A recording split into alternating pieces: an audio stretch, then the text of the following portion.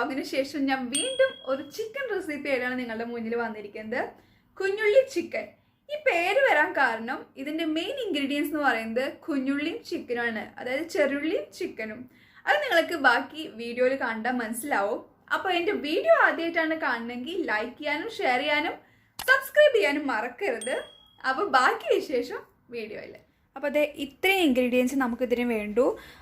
Boneless chicken ഞാൻ ഒരു kilo എടുത്തിട്ടുണ്ട്. പിന്നെ ചെറിയുള്ളി ഒരു 10-30 എണ്ണം ഞാൻ അരിഞ്ഞ് നേരെയാക്കി വെച്ചിട്ടുണ്ട്. പിന്നെ അത്യാവശ്യത്തിലധികം കറിവേപ്പില എടുത്തിട്ടുണ്ട്. പിന്നെ കുറച്ച് വറ്റൽമുളക് എന്ന് പറയുമ്പോൾ നമ്മളുടെ എരിവിനനുസരിച്ച് നിങ്ങൾക്ക് എടുക്കാം. 5-6 എത്ര എണ്ണ വെച്ചാൽ നിങ്ങൾക്ക് എരിവിനനുസരിച്ച് ഉപയോഗിക്കാം. അപ്പോൾ ഇത്രയും സാധനങ്ങൾ മാത്രമാണ് ഈ റെസിപ്പിക്ക് വേണ്ടൂ. ഫസ്റ്റ് നമുക്ക് നമ്മുടെ ചെറിയുള്ളിയും ഒന്ന് ഫസ്റ്റ് ചതച്ച് വയ്ക്കാം. പിന്നെ വറ്റൽമുളകും ചതച്ച് വയ്ക്കാം. ഒരുപാട് നന്നായിട്ട് അരയണ്ട, അപ്പോൾ നമ്മൾ വിചാരിച്ച പോലെ ആവില്ല. അപ്പോൾ ചെറുതായിട്ടൊന്ന് ക്രഷ് ചെയ്തെടുത്താൽ മതി. അപ്പോൾ നമ്മുടെ ചെറിയുള്ളിയും വറ്റൽമുളകും ഒരു ചെറിയ രീതിയിൽ ചതച്ച് വെച്ചിട്ടുണ്ട്, ഒരുപാട് അരഞ്ഞിട്ടില്ല. അപ്പോൾ നമ്മളുടെ എല്ലാ ഇൻഗ്രീഡിയൻസും റെഡിയാണ്. ചിക്കൻ, ബോൺലെസ് ചിക്കൻ, ചെറിയുള്ളി, വറ്റൽമുളക്, കറിവേപ്പില. ഫസ്റ്റ് തന്നെ നമുക്ക് ഒരു പാത്രം, അതായത് അടച്ച് വയ്ക്കാൻ സൗകര്യമുള്ളൊരു പാത്രം എടുത്തിട്ട് അതിൽ നമുക്ക് കുറച്ച് വെളിച്ചെണ്ണ ഒഴിച്ചു കൊടുക്കാം. വെളിച്ചെണ്ണയോ ഓയിലോ നിങ്ങൾക്ക് ഇഷ്ടമുള്ളത് ഉപയോഗിക്കുക. അതിലേക്ക് കറിവേപ്പില ഇട്ട് ആദ്യം മൂപ്പിച്ചെടുക്കാം നമുക്ക്.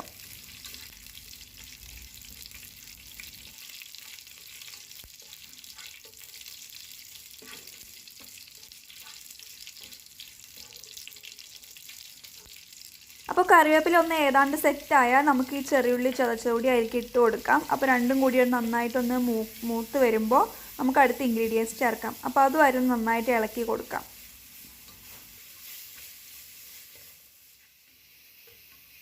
ഇതേ നമ്മുടെ ചെറിയുള്ളിയും കറിവേപ്പിലയൊക്കെ ഏതാണ്ട് നന്നായി മൂത്ത് വന്നിട്ടുണ്ട്. അപ്പോൾ ഇനി ഇതിലേക്ക് നമുക്ക് അടുത്ത് ചേർക്കേണ്ടത് നമ്മുടെ വറ്റൽമുളക് ചതച്ച് വെച്ചതാണ്. അപ്പോൾ അതുകൂടി ഒന്ന് ചേർത്ത് കൊടുത്ത് നമുക്കൊന്നുകൂടി നന്നായിട്ടൊന്ന് മിക്സ് ചെയ്ത് കൊടുക്കാം.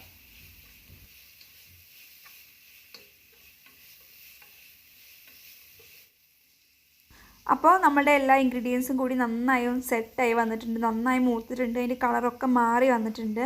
ഇനി നമുക്ക് ഇതിലേക്ക് ചേർക്കേണ്ടത് നമ്മളുടെ ബോൺലെസ് ചിക്കനാണ്. ചിക്കൻ നമുക്ക് ഇഷ്ടമുള്ള രീതിയിൽ ചെയ്യാം. ബോൺലെസ് ആണെങ്കിൽ അങ്ങനെ, അല്ലാതെയും നമുക്ക് ഉപയോഗിക്കാം. അതിന് യാതൊരു കുഴപ്പമില്ല കേട്ടോ. അപ്പോൾ നമ്മളിത് ചേർത്തിട്ട് നന്നായിട്ടൊന്ന് ഇളക്കി കൊടുക്കണം.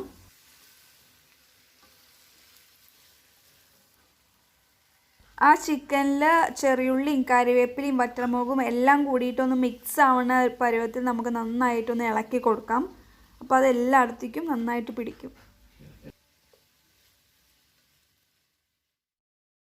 ഒപ്പം തന്നെ നമുക്ക് ആവശ്യത്തിനുള്ള ഉപ്പും ചേർത്ത് കൊടുക്കാം. ഇത്ര ഇൻഗ്രീഡിയൻസ് മാത്രമേ വേണ്ടൂ. മഞ്ഞൾപ്പൊടിയോ മുളക് പൊടിയോ ഒന്നും വേണ്ട. ഈ ഉപ്പ് മാത്രമേ വേണ്ടൂ, വേറെ ഒന്നും വേണ്ട. ഇനി നമ്മൾ ചെയ്യേണ്ടത് ഇതിനെ നന്നായിട്ടൊന്ന് സെറ്റാക്കി വെച്ച് ചെറു തീയിൽ ഒരു 10 മിനിറ്റ് അടച്ച് വെച്ച് വേവിച്ചെടുക്കാം.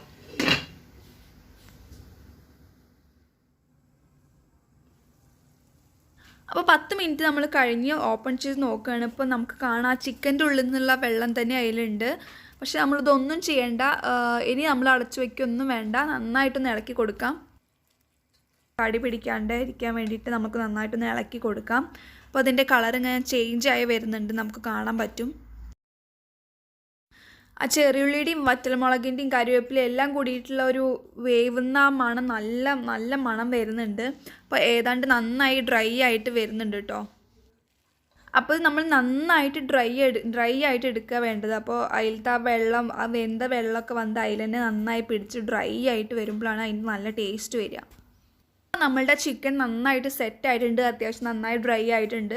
അപ്പോൾ ഇനി ഞാൻ ഇതിൽ നിന്ന് മാറ്റി വയ്ക്കാൻ പോവുകയാണ്.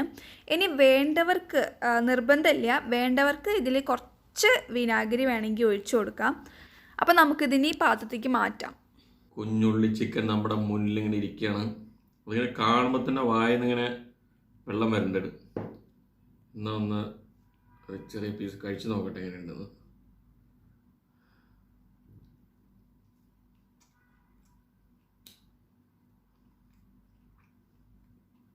സൂപ്പർ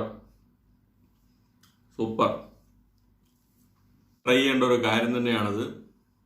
വളരെ സിമ്പിളായിട്ട് നല്ല ടേസ്റ്റി ആയിട്ടുള്ള ഒരു വിഭവം തന്നെ, ഒരു സംശയമില്ല. നിങ്ങളെല്ലാവരും ട്രൈ ചെയ്യണം, നിങ്ങളെല്ലാവരും സപ്പോർട്ട് വേണം. Thank you.